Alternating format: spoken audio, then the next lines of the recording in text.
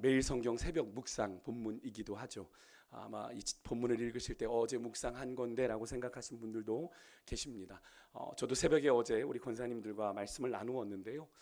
그때는 좀 간단하게 이 본문을 살펴봤는데 이 본문을 묵상하면서 이번에 좀 다시 새롭게 좀 묵상하면서 하나님께서 저에게 좀 누리게 하시고 보게 하신 은혜가 있어서 여러분과 좀 그것을 나누고 싶어서 오늘 말씀을 좀 더 자세하게 좀 준비해 왔는데요. 오늘 좀 말씀을 좀 살펴보겠습니다. 예수님께서는 예루살렘으로 올라가시는 길에 여리고라고 하는 도시에 도착하시게 됩니다. 여리고는 예루살렘에서 한 30km 정도 떨어진 지대가 되게 낮아요. 해수면보다 낮은 도시입니다. 그래서 저지대예요. 옛날에 우리 한창 80년대 후반에 막 홍수 나고 서울에 홍수 났을 때 주로 잠기는 곳이 그 성내동 쪽, 여러분 기억하십니까? 그쪽에 많이 잠겼었는데 저희 집에서 별로 멀지 않았거든요. 그래서 막 학교 가서 지내고 막 이랬던 기억이, 거기가 약간 저지대이지 않습니까? 그런 것처럼 여리고도 그런 도시였습니다. 그러니까 예루살렘은 약간 좀 높은 곳에 있는데 이제 성지순례 사진도 보면 이렇게 예루살렘 성전이 이렇게 약간 산 중턱에 있는 걸 여러분 보셨을 텐데요. 지금은 이슬람 모스크로 변했지만 예루살렘 성전이 이렇게 그러니까 고도가 얼마나 차이가 나냐면 거의 1km가 차이가 나요. 그러니까 여리고에서 예루살렘으로 올라가는 길이 상당히 30km가 계속 오르막일 수밖에 없는 그런 고도의 차이죠. 그래서 앞에 32절에 보면 예수님께서 이제 제자들과 함께 마가복음만 놓고 본다면 계속 갈릴리, 가버나움 그쪽에서 사역을 하시다가 이제 예루살렘으로 사역을 옮겨 가시는 겁니다. 예루살렘으로 이제 입성해 가시기 위해서 내려가는 길이거든요.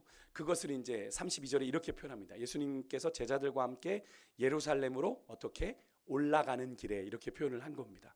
그래서 물론 이 말은 예루살렘이 지형적으로도 높은 곳에 있어서 그런 것이기도 합니다만, 여기서 올라간다라는 건 헬라어 아나바이노라는 단어를 씁니다. 아나바이노. 이 아나바이노라는 건 그냥 올라가는 그런, 이렇게 계단을 올라가는 그런 개념보다 전통적으로는 신앙적인 올라감, 신앙적인 성장, 또 신앙적인 주님께로, 높이 계신 주님께 이렇게 나아가는 그런 신앙의 열망이 이 단어에 담겨 있어요. 아나바이노에. 그러니까 유대인들은 언제나 하나님의 임재와 영광이 있는 그곳을 늘 사모했죠. 그래서 다니엘도 바벨론에 끌려갔을 때 어디를 향하여 창문을 열었다고 그래요? 성전을 향하여, 그죠? 성전을 향하여 창문을 열고 그가 하루에 3번씩 기도했다. 그러니까 유대인들에게는 늘 하나님의 임재가 있는 성전에 대한 믿음의 열망이, 신앙적인 열망이 늘 있었고, 그렇게 그 성전으로 이렇게 올라가는 표현을 그렇게 표현을 했던 겁니다. 그래서 사무엘상 1장 21절에도 보면 사무엘의 아버지 엘가나가 그 온 집이 매년 제사를 드리기 위해서 예루살렘으로 올라갔다라는 표현이 나오고요. 또 시편 24편 3절에 보면 우리가 가끔 예배를 이제 시작하며 열 때 제가 종종 읽었던 말씀인데, 여호와의 산에 어떻게 하는 자? 오를 자가 누구냐? 거의 거룩한 곳에 설 자가 누구냐라고 그렇게 질문하는 것이 바로 그런 의미입니다. 그러니까 올라간다는 건 우리가 주님께 더 가까이 나아간다. 주님께로 우리의 마음을 더 드린다라는 그런 의미가 있는 거예요. 그러니까 여기에 오를 자라고 하는 이 표현도 바로 그런 신앙의 고백이 담긴 표현입니다. 그때마다 쓰이는 단어가 이 아나바리노라고 하는 이 단어인데, 이 길이 메시아 되신 예수님께서 오르실 영광의 길이자 한편으로는 고난의 길이죠. 그죠? 그 십자가의 길을 예수님께서 이제 올라가시게 되는 건데, 그래서 우리가 찬송가, 우리 찬송가도 보면 491장에 뭐가 있습니까? 저 높은 곳을 향하여가 있는 것이고, 또 찬송가 354장에 주를 어떻게 하는 자 올라가, 앙무하는 자 올라가라는 찬송가가 있는, 그런 그 찬송가엔 다 뭐가 담겨 있는 겁니까? 그렇게 주님을 향하여 우리가 올라갑니다, 그렇게 주님을 향하여 나아갑니다 라는 고백들이 담겨 있는 거잖아요. 그러니까 높이 계신 주님께 더욱 가까이 우리의 마음을 드리고 나아가고자 하는 그런 신앙의 간절한 열망이 담겨 있는 게 이 아나바이노라고 하는 이 올라간다라는 단어의 의미인데요. 저는 오늘 이 밤 우리에게 이 주님이 계신 그 거룩한 곳을 좀 사모하며 그곳을 향해 올라가고자 하는 그런 마음들이 우리 가운데 있었으면 좋겠어요. 조금 더 쉽게 말씀드리면, 그 거룩하신 주님께 내가 오늘 이 밤 한 걸음 더 나아가야지, 조금 더 가까이 나아가야지 하는 그런 믿음의 갈망이 여러분과 저에게 충만한 밤이 되기를 주의 이름으로 축복합니다. 근데 반대급부로 오늘 사건이 벌어지고 있는 이 여리고라고 하는 이 도시는 그렇게 높은 예루살렘에 비해서 무려 1km나 이 고도가, 이 높이가 차이가 난다고 하는 사실이, 저는 그런 생각을 해봤습니다. 오늘 이 이야기의 배경으로 너무나 잘 어울린다라는 생각을 했어요. 오늘 이야기의 주인공이 여러분 누구죠? 디메오의 아들인 맹인 거지 바디메오입니다. 그러니까 디메오의 아들은 그러니까 약간 다른 언어 표현인데 어쨌든 바디메오가 바가 아들이란 뜻이고 디메오가 이름이거든요. 그러니까 이 앞에는 그걸 풀어서 설명한 거죠. 그러니까 디메오의 아들 맹인 거지 바디메오 이렇게 부른 겁니다. 그러니까 사실 당시에 맹인이라는 사실이 가지는 여러분 사회적인 편견, 차별 지금도 있지만 그 당시는 더했겠죠. 그죠? 그 당시에는 그렇게 맹인되어 태어난 것을 뭐라고 인식했어요? 제자들이 예수님께 물어봤잖아요. 누구의 죄? 그렇죠. 누구의 죄 때문입니까? 라고 물었을 정도로 그 당시에 통념이 어땠다는 거예요. 맹인은 뭔가 죄진 게 있어서 죄의 결과로 저렇게 저주받아 태어난 거야 라고 하는 그런 개념들이 그 당시엔 일반적이었다라는 겁니다. 그러니까 그로 인해서 평생을 그렇게 버림받고 차별받고 또 편견 속에서 구걸하며 살아왔던 맹인 거지라고 그러지 않습니까? 그죠? 거지였음을 생각해 볼 때 바디메오의 인생은 바닥 중에도 어떤 인생이에요? 바닥이죠. 바닥을 치는 인생인 것이고 당시에 가장 낮고 천한 존재다라고 할 수 있는. 그래서 오늘 이 이야기에서 이 바디메오가 예수님을 향해서 소리쳤을 때 여러분 사람들의 첫 반응이 어떠했습니까? 48절에 보면 많은 사람이 꾸짖었다라고 성경은 기록합니다. 여러분 이게 많은 사람이 꾸짖었다. 그냥 뭐 쉽게 그냥 그랬구나라고 넘길 수 있는 이야기지만 저는 이 구절을 묵상해 보면서 그런 생각이 들어요. 많은 사람들이 이 바디메오는 눈 못 보는 이 맹인 바디메오는 그렇게 꾸짖어도 되는 존재로 인식하고 있구나. 그러니까 많은 사람들이 그냥 아무런 거리낌 없이 입 다물어. 그죠? 좀 완곡하게 말한 거 아닙니까? 더 심한 건 입 닫아 이렇게 얘기했을 거 아니에요. 그죠? 세 글자로 그렇게 얘기를 했을 거예요. 그러니까 그들의 인식 속에 뭐예요? 이런 맹인 거지쯤이야. 충분히 그런 취급 받아도 되는 그런 존재로 여겼을 만큼 그렇게 비천하고 사회적으로 보잘것없는 존재가 바로 이 바디메오였다. 그러니까 그런 당시에 거의 모든 사람들이 하대하고 무시하는 바디메오가 예수님을 극적으로 만나는 그 배경이 해수면보다 지대가 낮은 여리고라고 하는 사실이 참 의미 있지 않습니까? 그죠? 가장 낮은 곳으로 예수님이 오셔서 가장 낮은 자를 만나주시는 그런 장면 말입니다. 거기다가 새벽에도 제가 말씀드린 여리고는 과거 출애굽 당시에 여호수아가 약속의 땅에 들어가서 첫 번째로 정복한 성이죠. 우리가 이 여리고 하면 누구를 떠올립니까? 기생 라합을 떠올리지 않습니까? 그죠? 그 성이 하나님의 말씀대로 이렇게 하루씩 한 바퀴 돌고 마지막 일곱째 날 7바퀴 돌고 성이 무너져 내리고 난 뒤에 이 여리고 성을 여호수아가 이렇게 저주했습니다. 여호수아 6장 26절 우리 한번 같이 한번 읽어볼게요. 같이 했습니다. 시작. 여호수아가 그때에 맹세하게 하여 이르되 누구든지 일어나서 이 여리고 성을 건축하는 자는 여호와 앞에서 저주를 받을 것이라. 그 기초를 쌓을 때에 그의 맏아들을 잃을 것이요 그 문을 세울 때에 그의 막내 아들을 잃으리라 하였더라. 이후에 진짜 이런 일이 벌어지죠. 왕정 시대에 실제로 그렇게 했다가 이런 일이 벌어집니다. 큰아들, 막내 아들을 잃어버리는 일이 일어나는데 중요한 건 뭡니까? 여리고성을 다시 건축하는 자는 뭘 받는다? 여호와 앞에 저주를 받는다라고 얘기를 했어요.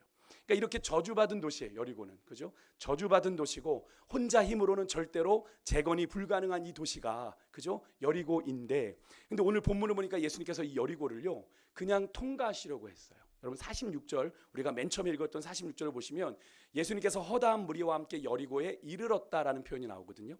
이르렀다가 바로 이어서 뭐가 나오냐면 나가실 때라는 표현이 나옵니다. 그러니까 들어왔다 그냥 지나가고 나가시는 거예요. 이 말은 여리고에서는 예수님의 구원을 예수님의 역사를 찾고 구하는 이가 없었다라는 거예요. 예수님을 붙잡는 이가 없었다라는 거예요.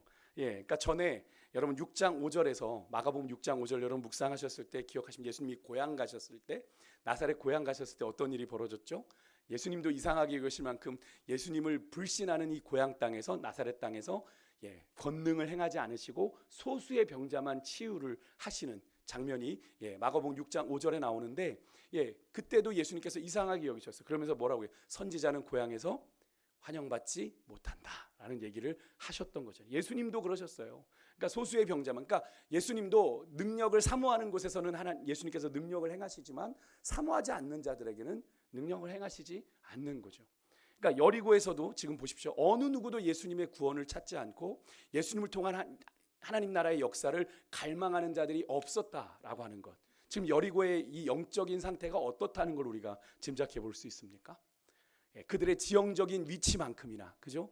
지역적인 위치가 낮고 낮은 만큼이나 그들의 영적인 상태 또한 주님을 향한 어떤 갈망도 기대도 소망도 사모함도 없는 영적인 기갈의 상태, 영적으로 완전히 메말라 있는 상태다라는 걸 볼 수가 있죠. 근데 그런 여리고에서 유일하게 예수님을 찾은 이가 누구예요? 오늘 이 바디메오라는 사람이에요. 그래서 오늘 이 이야기가 저에겐 정말 많이 은혜가 됐어요. 하나님께서 그런 곳에서 한 사람, 그런데 이 바디메오는 대단한 사람입니다. 이제 제가 설교를 하면서 말씀을 드릴 텐데, 예수님께서 여리고를 나가시려는 찰나에 바디메오가 길가에 앉았다가, 오늘 이제 왜 길가에서 길을 따르는 인생이 됐는지가 이제 여기서 나오는데, 길가에 앉았다가 주변에서 수군거리는 나사렛 예수라고 하는 소리를 들어요. 사람들의 말을 듣습니다. 그래서 소리를 질러 예수님을 부른 건데, 저는 여기서 이 바디메오의 인생을 길가에서 길을 따르는 인생이라고 표현을 하고 싶었던 거예요. 그래서 오늘 말씀의 제목도 길가에서 길을 따르는 인생이라고 정한 건데, 여러분 바디메오의 이 길가라고 하는 곳은 어떤 곳입니까? 어떤 곳이에요? 거기를 지나는 수많은 사람들로부터 때로는 구걸에도 거절당하는, 그죠? 때로는 구걸했는데 은혜를 몇 푼 던져주는 그런 은혜를 경험하는 치열한 생계의 현장이죠. 그죠?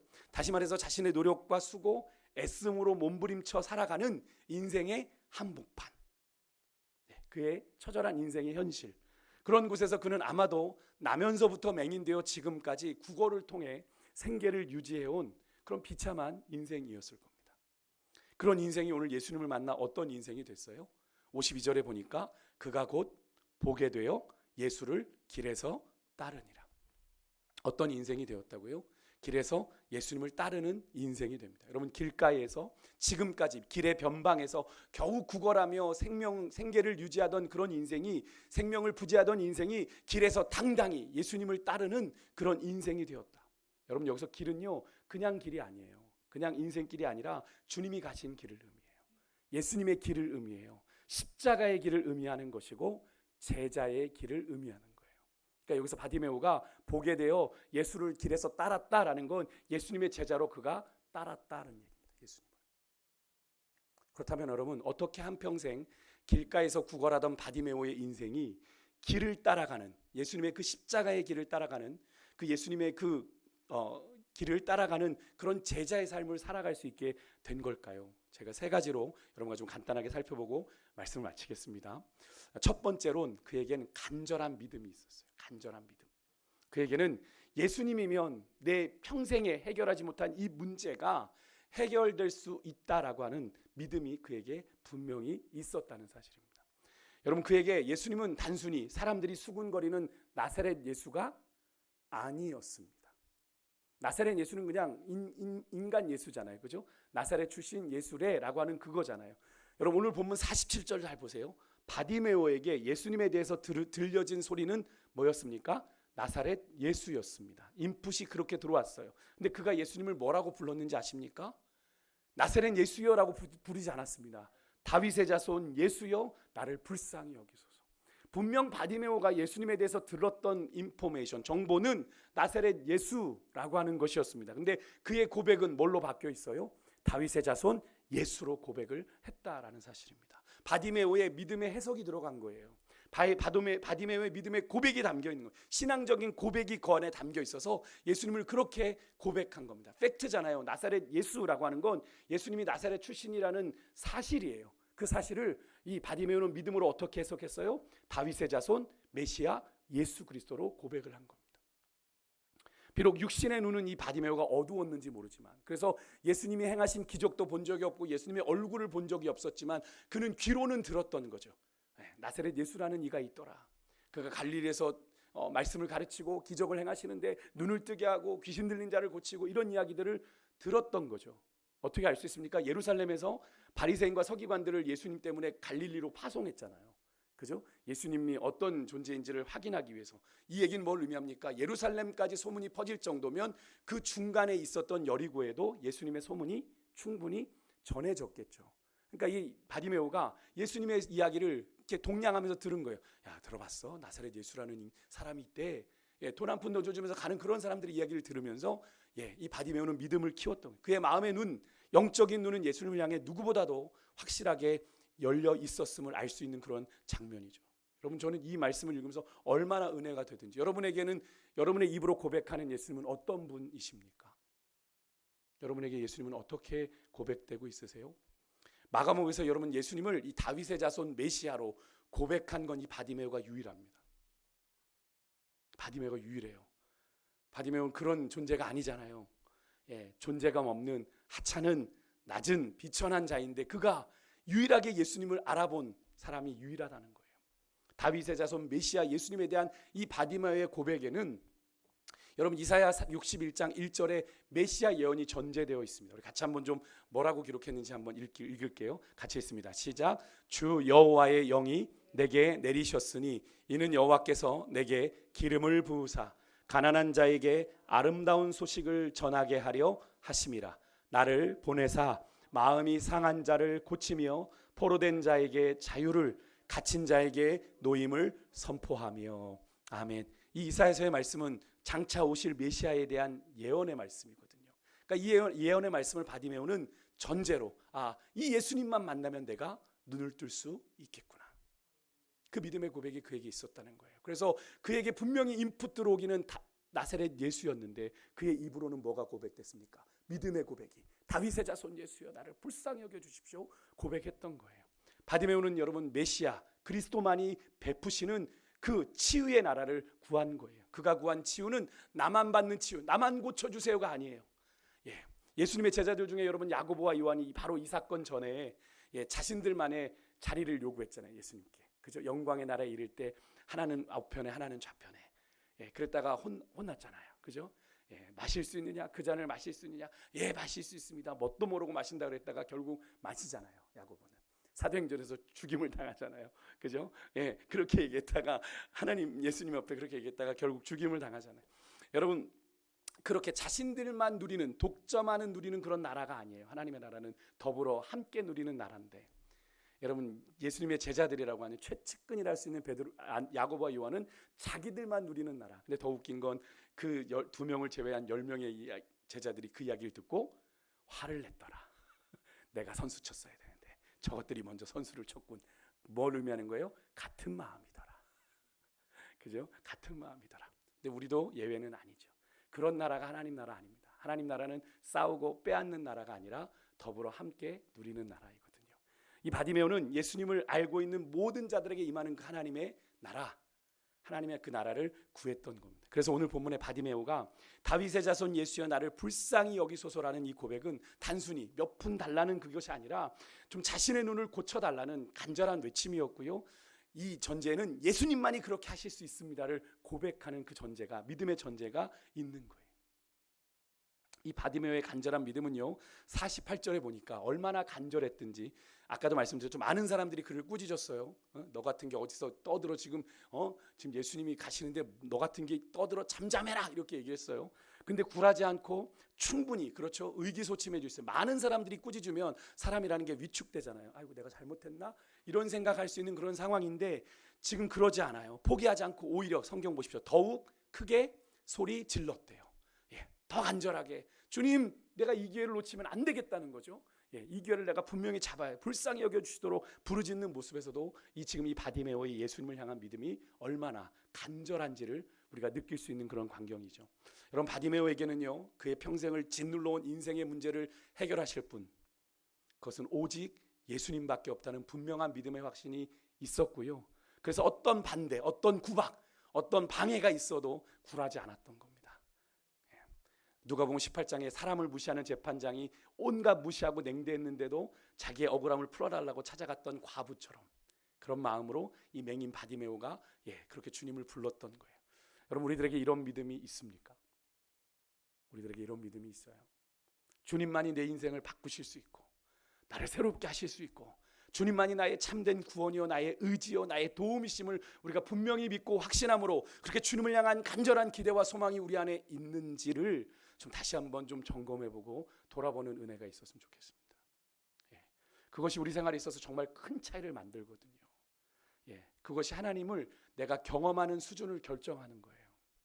오늘 여리고성에서도 예수님을 경험한 사람은 이 바디메오 한 사람이지 않습니까? 그 간절한 믿음이 그만이 바로 예수님이 말씀하신 그 하나님의 나라 구원을 경험한 존재가 되지 않았어요? 여러분, 하나님을 깊고 넓게 풍성하게 체험하기를 원하십니까? 그러면 하나님을 향한 간절함이 있어야 돼요. 간절한 사모함이 있어야 돼요. 여러분, 오늘 우리 주님을 향한 그런 믿음과 그 믿음에 따른 간절함이 여러분 우리 안에 불일 듯 일어나는 그런 밤이 되기를 주의 이름으로 축복합니다. 두 번째로 바디메오처럼 길가에서 주님을 길을 따르는 인생이 되려면 인생의 정말 중요한 가치를 잘 분별할 수 있어야 됩니다. 오늘 본문은요, 시기적으로 어느 때를 배경으로 하고 있죠. 시간적으로는 유월절을 배경으로 합니다. 유월절을 앞두고 유월절 어린 양 되신 예수님이 예루살렘으로 지금 올라가시는 길 가운데 여리고에서 일어난 일이잖아요. 유월절은 아시다시피 여러분 유대인들에게 가장 중요한 절기라고 해도 과언이 아니죠. 출애굽의 구원의 역사를 기념하는 절기이자 이스라엘의 새로운 시작, 430년 노예 생활을 끝내고 하나님의 택한 백성으로 언약 백성으로 새로운 시작을 의미하기 때문에 이 유월절은 유대인들에게도 큰 명절입니다. 이렇게 유월절 같은 큰 명절은 이 바디메오 같은 거지들에게는 어떤 날이겠어요? 대목이죠, 대목. 대목. 왜냐하면 사람들로부터 거절과 멸시보다는 은혜를 더 많이 경험하는 때가 바로 유월절입니다. 사람들이 마음이 경건해지면 이렇게 풍성해져요, 나눔이. 은혜가 있으면 풍성해져요. 그래서 그 어느 때보다도 많은 수입을 기대할 수 있는 대목입니다.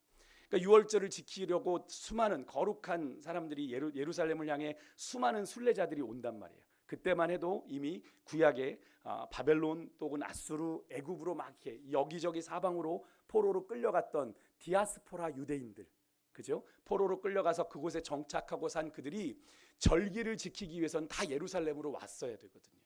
그러니까 예수님 태어나실 때도 그때 여관에 방이 없었던 이유가 뭡니까? 다 절기를 지키러 올라온 사람들 때문에 방이 없었던 거잖아요. 마찬가지 지금 그런 상황입니다.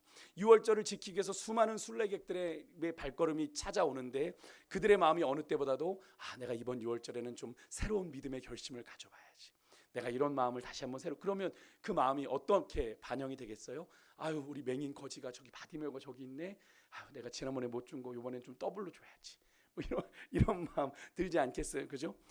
우리가 추석을 한가위라고 부르고 한가위만 같아라 이렇게 넉넉한 마음을 나누는 것과 조금 비슷하다고 할 수 있지 않을까 하는 그런 생각을 해보게 되는데 어쨌든 이 바디메오에겐 유월절은 한 해 중에 사람들로부터 가장 큰 자비를 은혜를 기대할 수 있는 그런 시기였습니다만 여러분 아무리 순례객들이 그에게 은혜와 자비를 베풀어 동전 한 입, 두 입, 한 양 이렇게 준다고 해도 그것이 가지고 있는 것에 넘친다고 해도 여러분 그를 평생 올가맨 이 비참한 길가의 현실과 운명을 바꿀 수 있어요? 아니죠. 없을 뿐 아니라 이 길가에서 구걸하는 삶에서 근본적으로는 벗어날 수가 없죠. 며칠 동안은 풍족하게 누릴지 모르겠지만 근본적으로 그는 다시 이 길가로 돌아와야 되는, 그래서 바디메오는 중요한 선택의 기로에 섭니다. 그냥 이 유월절 대목을 통해 내가 잠시 잠깐 순간의 만족과 기쁨을 누릴 것인가, 아니면 이 다윗의 자손 예수 그리스도로 말미암아 영원한 치료와 구원으로 인한 영원한 기쁨과 만족을 누릴 것인가. 저는 이 장면을 좀 묵상해 보면서 이 사건 직전에 이 앞에 있는 이 복음서는 사실 앞뒤의 사건들을 좀 연결해서 좀 이해해야 되거든요. 17절에 예수님께 나와 영생을 구한 재물이 많은 한 사람이 떠올랐어요. 다른 복음서에서는 이 사람을 부자고 청년이고 관원이다라고 소개를 하는데 마가복음에는 그냥 재물이 많은 사람으로 소개가 되고 있어요. 이 사람은 어려서부터 모든 계명을 지키고 당당하게 예수님께 나와서 영생을 구할 정도로 그런 사람입니다. 근데 그가 얻었던 결론은 무엇이었습니까? 22절에 보니까요, 예수님께서 그에게 그의 재물을 다 팔아 가난한 자들에게 나누어주고 나를 따르라 하시는 예수님의 말씀에 그는 어떻게 반응했다고 알죠? 재물이 많은 거로 이 말씀으로 인해 그가 슬픈 기색을 띠고 근심하며 돌아갔다. 예수님을 따라갔어요? 따라가지 못했어요? 따라가지 못했습니다. 물론 이 이유는 우리가 알 수 없는 열린 결말일지 모르겠습니다만 어쨌든 그는 예수님을 따라가는데 실패했습니다. 무엇 때문에? 물질 때문에, 재물 때문에. 여러분 이렇게 생각할 수 있어요. 제가 이제 이 부자 청년의 마음을 좀 이해해 보려고, 예수님이 그 재물을, 그 많은 재물을 다 팔아 나눠주라고 하시니 그럴 수밖에 없는 것 아닙니까? 그렇게 반응할 수밖에 없는 것 아니에요? 라고 얘기할 수 있지 않을까. 어쩌면 이 부자 청년 관원이 어떻게 보면 젊은 나이에 어떻게 보면 되게 큰 부를 이룰 정도로 나름대로 그가 열심히 살아왔던 인생을 어떻게 보면 그렇게 하는 것, 부정당하는 느낌일 것 같은데, 그것은 지나친 요구 아닙니까? 라고 여러분 이렇게 얘기하실 분들 계실 수 있는데, 근데 여러분, 예수님께서 그 재물이 많은 부자에게 그것을 나눠주라고만 명령하신 게 아닙니다. 21절에 보면요, 예수님께서 그에게 다른 재물을 제안하세요. 네가 이 땅에서 가진 재물이 아니라 다른 재물이요, 더 정확하게는 하늘의 보화를 약속하세요. 세상의 보화가 아니라, 네가 지금 가지고 있는 이 세상의 보화가 아니라 하늘의 보화를 약속하시는데, 이것이 무엇을 의미해요? 돈일까요? 여러분, 하늘의 보화는 돈이 아닙니다. 여러분, 주님께 복 받는다고 하면서 자꾸 복을 물질로만 계산하시면 안 돼요. 우리가 그런 착각에 자꾸 빠지는데 돈이 아닙니다. 여기서 예수님께서 말씀하신 이 하늘의 보화는 원어로 데사우로스라고 되어 있습니다. 데사우로스. 이게 뭐냐면 보물 자체를 가리킨다기보단 보물 단지, 보물 곡간 이런 걸 의미해요. 그러니까 그 단지에서, 그 곡간에서 보화를 꺼내 주시는 분이 예수님이잖아요. 그죠? 그래서 너에게 보화를 줄 거야 라고 말씀하시는 그 말씀. 여기서 하늘의 보화라는 건 결국 누구를 가리키는 거예요? 예수 그리스도를 가리키는 거예요. 그러니까 저는 이 예수님의 이 약속을 통해서 다시 한번, 예수님께서 그런 말씀하셨잖아요. 하나님과 뭐를요? 재물을 겸하여 섬길 수가 없다라고 하는 이 말씀을 다시 한번 떠올리게 되는데요. 오늘 바디메오가 그런 기로에 섰던 겁니다. 물론 그 부자 청년 관원이 가지고 있는 재물에는 턱없이 부족하겠죠. 그가 동량에 얻은 6월절에 아무리 대목인들 그 부자 청년이 가졌던 재산에 비하겠습니다만은, 바디메오는 그런 순간의 만족과 기쁨, 한때 내가 잠시 누리는 그 대목에 내 인생을 걸 것인가, 아니면 영원한 보화 되시는 우리 주님께 그의 인생을 걸 것인가 고민하던 중에 어떤 선택을 내립니까? 영원한 보화 되시는 그리스도께 그의 인생을 걸기로 선택하고, 그런 예수님을 간절히 찾고 부르짖었던 거죠. 여러분, 우리 또한 바디메오처럼 우리는 매일같이, 여러분, 우리도 세상과 하나님 사이에서, 또 물질과 하나님 사이에서, 세상이 주는 기쁨과 하나님이 주시는 기쁨 사이에서 늘 선택의 기로에 서고 갈팡질팡하고 또 우왕좌왕하고 갈등하게 되는데, 여러분은 어떤 선택을 하시겠습니까? 여러분은 어떤 선택을 하시겠어요?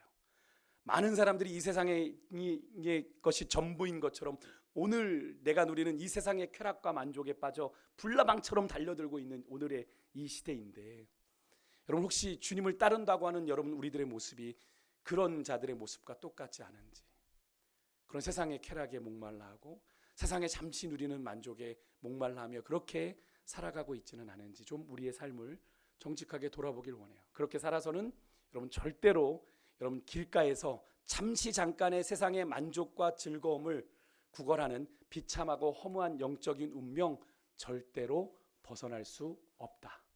그래서 세상의 즐거움은 마셔도 목마른 것과 똑같은 거죠. 여러분 이것을 기억하시고 오늘 내가 무엇을 선택할지, 우리가 인생을 살아가면서 수많은 선택의 기로에 서게 되는데 하나님인지 세상인지 그런 선택의 기로에 섰을 때 다시 한번 주님 앞에서 주님이 원하시는 믿음의 선택을 내리실 수 있는 그런 은혜가 있으시길 주님으로 축복합니다. 끝으로 우리가 길가에서 길을 따르기 위해서는 우리가 겉옷을 벗어야 돼요. 이게 무슨 이야기냐면 예수님께서 그런 바디메오의 간절한 외침을 부르시고 그를 부르십니다.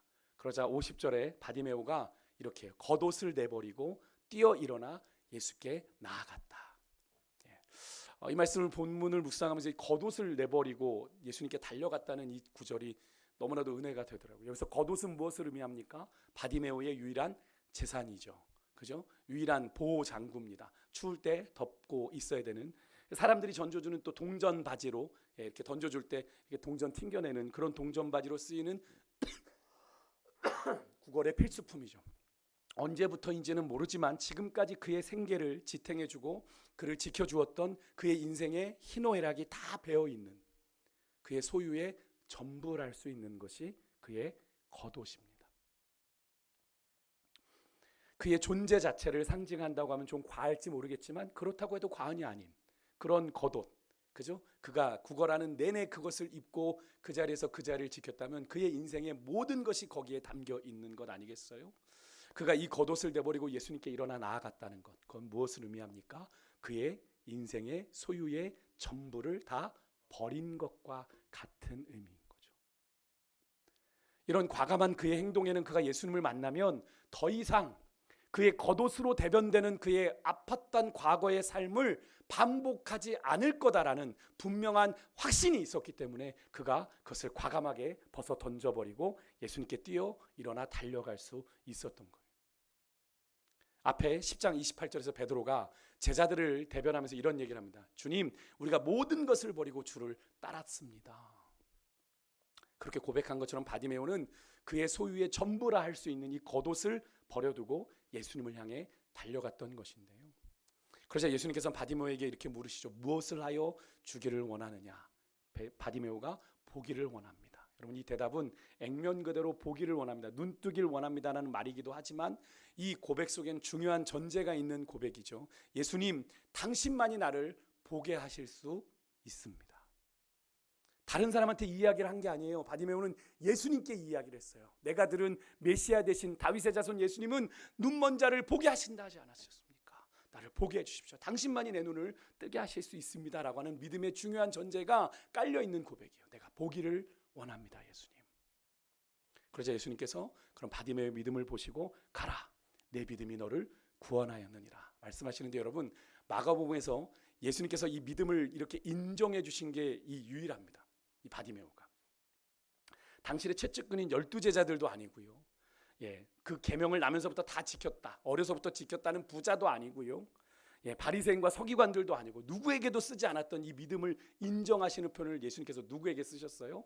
맹인, 거지, 바디메오. 많은 사람이 꾸짖고 무시할 정도로 보잘것없는 맹인, 거지의 이 바디메오의 믿음을 예수님께서 보란 듯이 내 믿음이 너를 구원하였느니라 인정해 주시는 거예요. 사실 바디메오는 듣지 못하기에 여러분 듣기만 했을 뿐이잖아요. 예수님에 대한 이야기를 듣기만 했을 뿐이에요. 보지 못했어요. 근데 바디메오는 영의 눈을 열어 예수님을 알아보고 메시아 되신 그 예수님만이 자신을 치유할 수 있다는 걸 분명히 마음에 믿은 거죠. 예수님께서 그의 마음에 어떤 믿음인지를 분명히 아시고 그런 믿음이 너의 믿음이 진짜야 라고 인정해 주신 거죠. 그러자 바디메오는 51절에 예수님께서 가라 그러셨어요. 가라. 그런데 가지 않고 그 즉시로 예수님을 길에서 따랐다라고 성경을 기록하는데, 여러분, 여기서 길은 아까도 말씀드렸죠. 단순한 길이 아니라 예수님의 길, 십자가의 길, 참된 제자의 길을 따라갔다라는 것인데, 저는 이 장면을 묵상하면서도 너무 은혜가 된 게 뭐냐면, 사실 바디메오 입장에서 평생 보지 못하고 지금까지 살아서 눈을 떴어요. 여러분들 같으시면 예수님이 가라 이러시면 어떻게 하시겠어요? 전 갈 것 같은데요. 죄송해요. 여러분들 어떻게 하시겠어요? 얼마나 보고 싶은 것, 얼마나 하고 싶은 것 많겠어요. 그죠? 그러지 않습니까? 근데 이 바디메오는 누구만 바라보기로? 예수님만 바라보기로. 누구만 따르기로? 예수님만 따라가기로. 평생에 처음 눈을 떴는데 예수님만 따라가기로. 그렇다면서 동물들 중에 어떤 동물들은 자기가 어릴 때 처음 본 그걸 자기 엄마로 따르고 계속 따라다니는 그런 동물이 있다면서요. 바디메오가 그런 것 같아요. 자기의 눈을 뜨게 하신 그 예수님, 자기에게 새 생명을 주신 예수님, 그 예수님만 바라보기로. 내가 눈을 떴는데 세상에 바라볼 것 참 많지만, 세상에 하고 싶은 것 참 많지만, 나는 주님만 바라보기로, 주님만 따라가기로 결정한 것. 여러분이 지금 오늘 이 바디메오처럼 여러분이 벗어야 되는 겉옷 무엇입니까? 여러분의 삶을 하나님 아닌 것으로 위로 삼고 붙잡고 의지하고 있는 그 겉옷이 여러분 무엇이세요? 아직도 예수님을 따른다고 하면서 분명히 예수님을 따르는 자가 맨 먼저 해야 되는 게 나를 부인하는 것인데, 자기를 부인하지 못한 채 무언가를 붙잡느라, 세상의 무언가를 나에게 위로가 되는 것, 나에게 좀 소망이 되는 걸 붙잡느라 여전히 바디메오가 그랬던 것처럼 길가에 머물고 계신 분 없으세요? 순간의 만족이 너무 좋아서 그 기쁨에 순간 누리는 그 만족에 여러분 그러면서 길가 서성이며 그러고 계시는 분 없으세요? 여러분의 인생을 지금까지 지탱해온 그 겉옷을 벗고 여러분 온전한 구원자 되신 예수님께로 나오시기를 주의 이름으로 축복합니다. 그래야 길가가 아닌 참된 예수님의 길, 제자의 길을 걸어가는 하나님의 사람이 될 수 있는 거예요. 말씀 마치겠습니다. 오늘 우리는 한번 따라해 보시겠어요? 길가에서 길을 따르는 인생으로. 한 번만 더요. 길가에서 길을 따르는 인생으로.